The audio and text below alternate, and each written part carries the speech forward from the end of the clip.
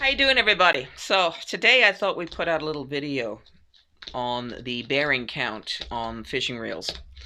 This came up in a conversation with a customer the other day. I thought, hey, this is a good subject to talk about, especially to beginners, all right?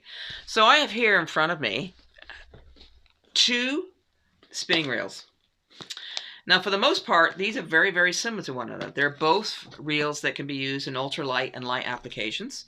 They both handle 4 to, let's say 2 to 6 pound test. They both have the same gearing ratio, 5.2 to 1.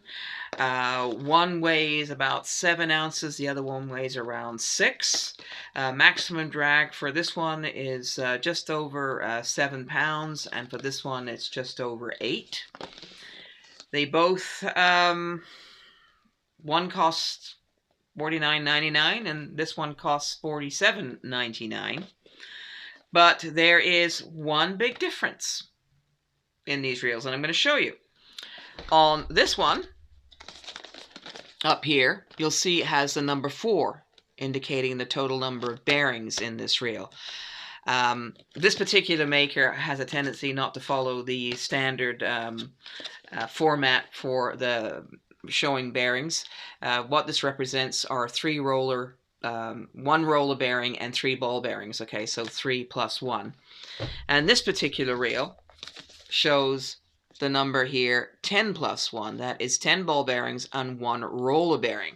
So there's a 7 bearing difference in these reels to one another. Everything else is basically the same, but there's a different bearing count in the reels. Now, what is bearings and why do you need them in reels? Well, if you want to use a smooth fishing reel and not a coffee grinder, you're going to want and need bearings in your fishing reel. This is what helps the reel operate smoothly. Now, in a casting reel, the bearing system assists in smooth cast and retrieval. And in your spinning reel, it helps with the smooth retrieval of your line. Without it, you're going to have a hard time reeling that fish in or getting that line out. So you do need a bearing system. Now, the numbers 3 plus 1 or 10 plus 1 represent the first set of numbers. The higher set of numbers represents the number of ball bearings in the reel. The lower number, the plus 1, represents the roller bearing. Manufacturers usually like to separate the number of ball bearings versus the roller bearing in the reel. And the roller bearing is actually the clutch roller bearing or the anti-reversed bearing, and that's exactly what it does. It is a bearing that prevents the drive components of the reel from accidentally going into reverse, hence the term clutch. Now, the ball bearings is what allows the reel to operate smoothly. And rule of thumb is the more ball bearings you have in the reel, that's the larger number on the rating, the more smoother the reel would be. And generally, the more ball bearings makes the reel more expensive. But as I said, with these 2 reels, they're basically the same amount of money. Oh, so why is that? Well, probably because the quality of ball bearings in the 10.1 might not be as good as the quality of ball bearings in the lower bearing reel. That does happen. In the lower bearing reels, though, they also use something called bushings, and they look something like this. Bushings can be a substitute for ball bearings in the reel, but they are more subject to friction than a ball bearing is, and therefore they are more subject to wear. But they also keep the cost of the reel down. The ball bearings in a spinning reel look like this. They're in these little, they're usually encased in a cuff-like container, and so is the roller bearing.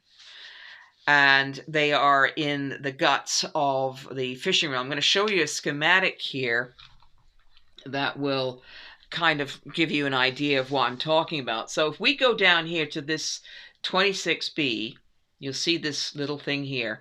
This is where on this particular reel schematic, and usually and generally on spinning reels, this is where the roller bearing is kept. This is in this cuff-like casing, And this is where it's also the anti-reverse bearing. This stops all the drive components from accidentally going in reverse, and also the handle from going in reverse. Now, if we go back to where the handle is located, the main body of this reel, you're going to see a number 54 here, and up here a number 47. These are the casings that contain the ball bearings, and this is what allows the handle to operate smoothly. All right, so the roller bearing prevents the drive components and the handle component from accidentally going into reverse, and the ball bearings help operate this. It gives it the smoothness. The more bearings, the smoother the action is going to be. The less bearings, the less smooth it's going to be. It's just going to give it a little bit more torque, be harder for you to crank a fighting fish in. Okay, so that's why you have a bearing rating. Without it, you're using a coffee grinder to bring that fish in, and it will be awfully difficult. Now, what are bearings made of, and what should you be looking for when you're buying your new reel? The best thing to get is, for the price, is a stainless steel bearing. Shielded stainless steel bearings. All right, they're less likely, they're protected from corroding. Stainless steel doesn't corrode, and they are protected when they're shielded. Don't fall for chrome metal, because that does corrode. It does start to rust. If there are any plastic or aluminum involved in your bearings, stay away from them, because they are soft. They will get damaged very quickly. Stainless is hard. They'll last for a long time, and they will not corrode. Now, the best material for bearing is ceramic, but that will put the cost of the reel way up there and probably out of reach for the average beginner. You don't need that. Stainless steel shielded bearings is what you want. All right, and then you should be good to go. You won't have to worry about corrosion. Now, you can grease bearings, but I would strongly recommend, unless you know what you're doing, don't take the reel apart, or take it to someone that does specialize in this and have them service the reel. You can do that as well. All right, so bearings are very important in your fishing reel. As I said before, if you want to use a coffee grinder, then you don't need bearings. But the higher the bearing count for the ball bearings, the smoother the reel will operate. And there's always at least one roller bearing or clutch bearing in the reel. Okay? So that gives you an idea of what bearing count means in your fishing reel. Okay? All right, so until I come up with something else to throw out there for you new people, I'm going to say tight lines.